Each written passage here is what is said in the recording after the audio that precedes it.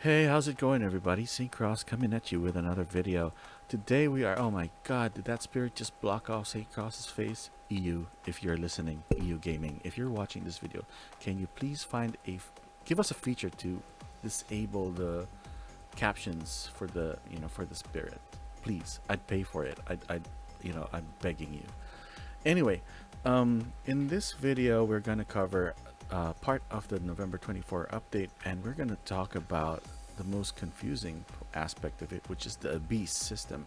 Now, the Abyss system is actually two systems in one, and the reason I say that is it seems to have these two tabs here are devoted to the gear, and then these four are devoted to skills. So we're going to talk about skills first because I don't have enough resources to do a video on gear.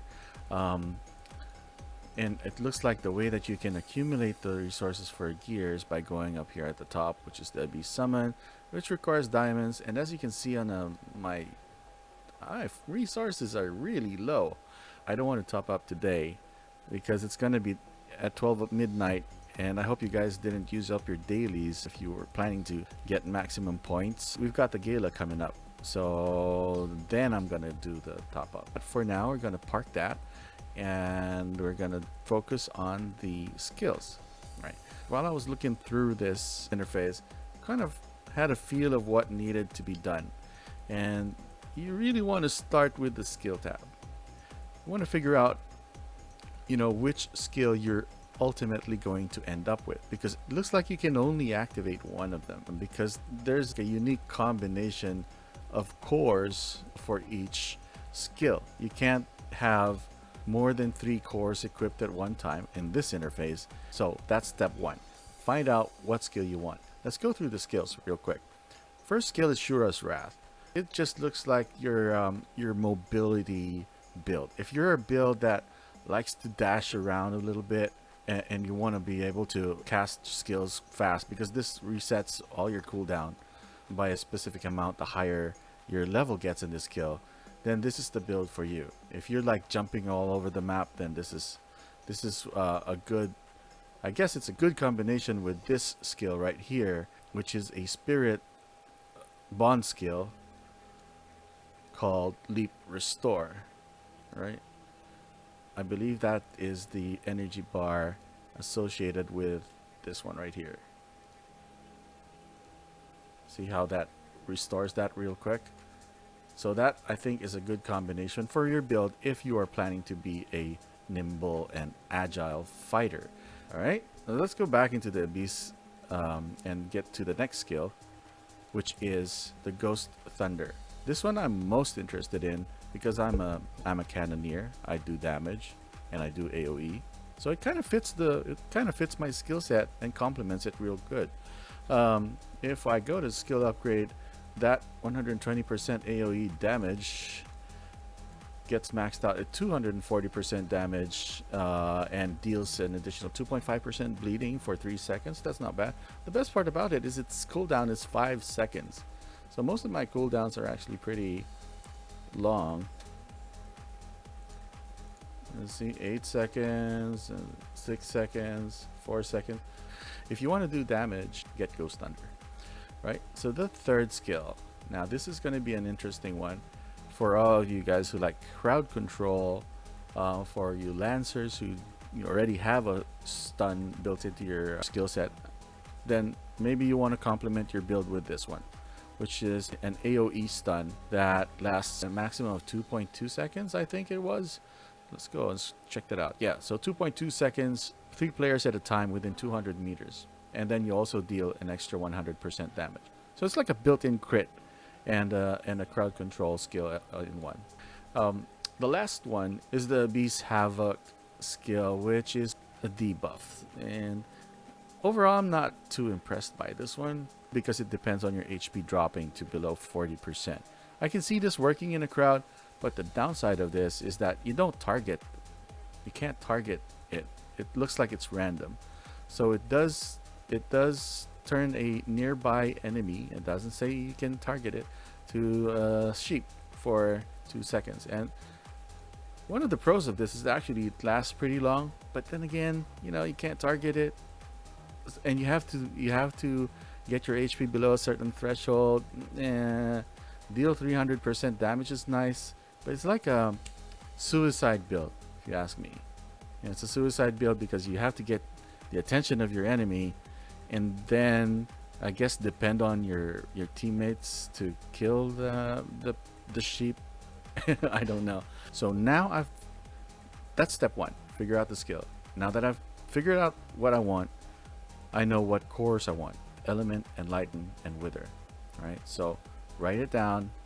Don't commit it to memory because it's pretty easy to forget. And if you buy the wrong core, well, maybe you can just refund that in the I think there's a way to recycle that right here. So the next step, go to the black market. Black market is where you get your resources. So now you can see I've bought like 90 course bars already today, and I bought 90 course bars yesterday, so I think I should be 180. And these are all for bound diamonds, so that's pretty cool. And then we want to buy some runes bars. So let's go to the course. Now that we have our resources up here on the top, I've got 180, 90 from yesterday, 90 from today. I can buy the cores that I need. Actually, I think I overbought. All right, anyway, let's buy the, oops, what did we need? So this is why you write it down. We needed the element, enlighten, and wither for the ghost thunder skill. So element, enlighten, and wither. All right, so I'm at 90. Now there's a red dot near the quartz, and we can go and do that. So 1, 2. It's interesting how it doesn't ask me to. All right, so now we've got all those three. Those are the 3 cores. Now we have to find the runes to complement these cores. So each core needs 3 runes, and that would be the cornerstone rune, the balance rune, and the resonance rune. So you need 9 in total. Now where do we get this? The black market, go to your rune tab. Right, so we have the element, so you need to look for runes that correspond to the cores that you chose. So in my case, I need runes that correspond to element, enlighten, and wither. But there's also another thing that you have to watch out for. You want to get a cornerstone rune for element, you want to get a resonance rune for element, and you want to get a balance rune for element. So 3 runes per core. So let's go ahead and buy this, since it's pretty nice that that was already a set. So our element is can you let me buy it, please? Don't we have enough?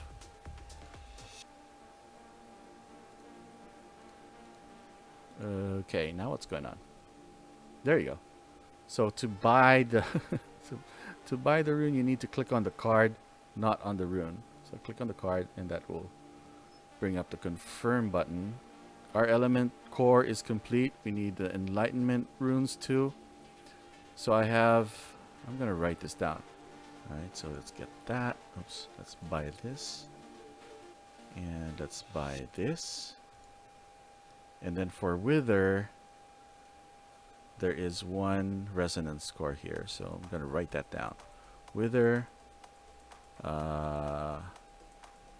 resonance. So let's get that.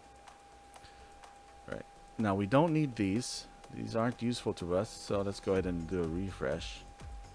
And what we're looking for is a resonance rune for enlighten.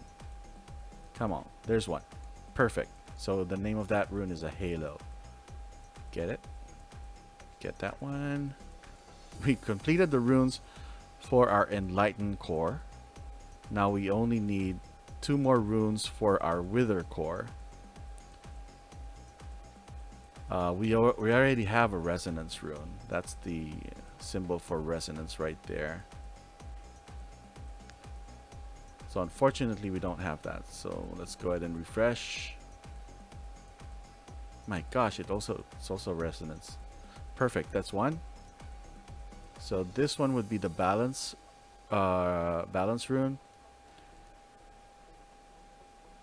And what else are we looking for? Cornerstone. So we need something like that looks like this but says wither.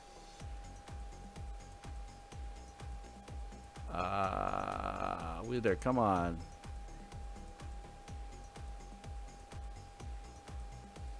Did I say balance? All right, let's figure out what we're missing. Let's go to quartz. So all the red dots are the ones that we've completed. So we've got a cornerstone rune, a balance rune, and a resonance rune for our element core. We can go ahead and put those in. Bam! Look at that increase.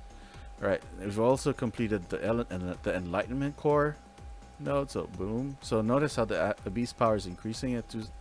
We're now at 280%, not percent, 300. And wither is not. So what we were missing was the cornerstone, not balance. Let's go ahead and click on that. Okay. Cornerstone rune for wither. Let's go back to the black market. Cornerstone. That's balance. Oh my god. Is this where it's going to get me? Balance. Wither, come on. Don't make it so hard. Perfect. Alright, so wither, cornerstone rune. Right there. Oops. Alright, let's go back to quartz. We can now equip that. Why does that have a red dot in it? 177 CP. So far we have 775,680 combat power and a ton of stats. More important than CP. So 7,200 evasion, 7,200 tenacity, hit, all at 7,200. Ghost Thunder is active. Let's go back to skill. There you go. Active. So how do we level this up? There are ways to fuse this together. So if you click on one of these, either the core or the element, it will select it first, and then if you click on or tap on it another time, it brings up the the item details. Now have a fusion button here. All right, I think we get it. So if we click on fusion, boom, it looks like in order to upgrade this from rare to epic, we need to supply it with 2 more cores of the same quality. Okay, well, we don't have enough resources to do all 3. So we want to be very selective. We only have enough to do 1. Oh, wait, before we go into that, there's a dot here. 360 over 360, level it up. That increases our talent point to level 1. And we can select a skill here. So, wonder what this does.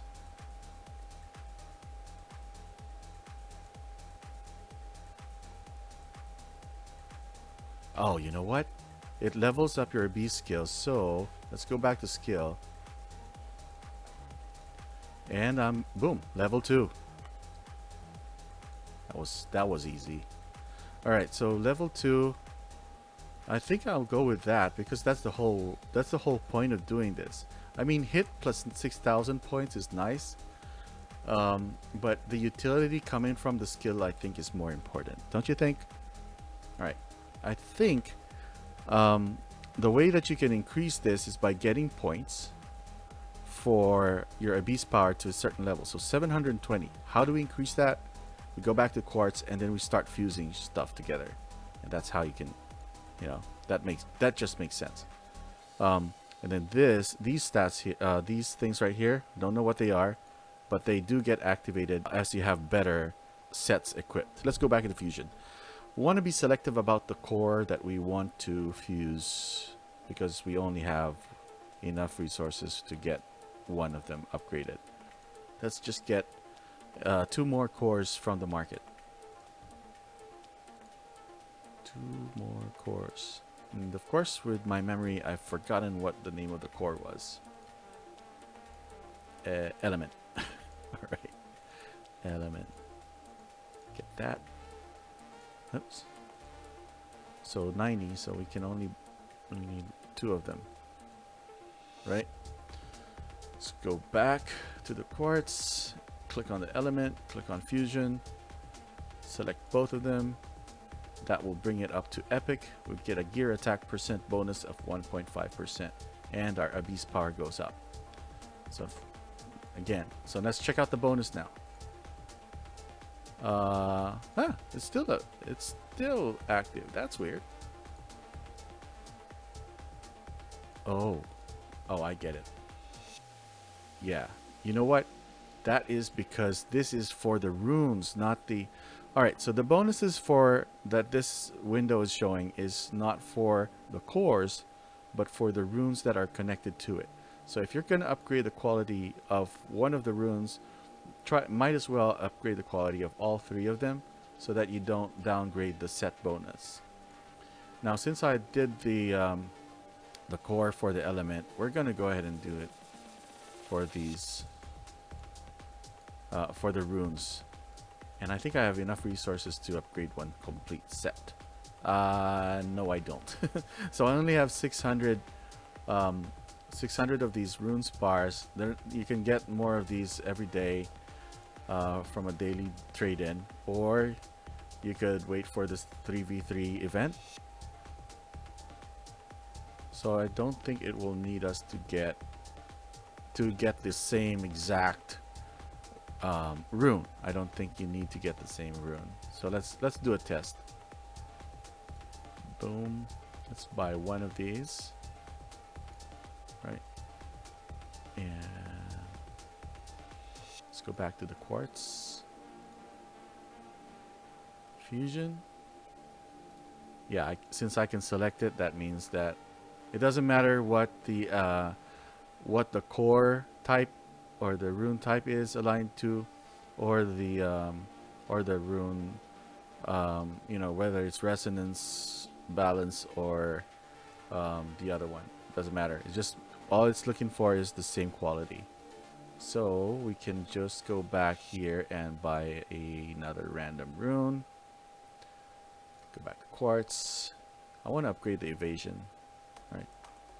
Fuse this together with the other 2. That's going to double the hit and evasion. Perfect. That also in turn would increase the abyssal power. But now that we've upgraded the rune, the cornerstone rune for this core, we've broken it. I think that should break the bonus. Yeah. So look how this is different from this one. This is 8/16/24 because the highest rune is rare. And if you upgrade just one piece of it to epic, you kind of lose 12% because the full set is 24% at rare.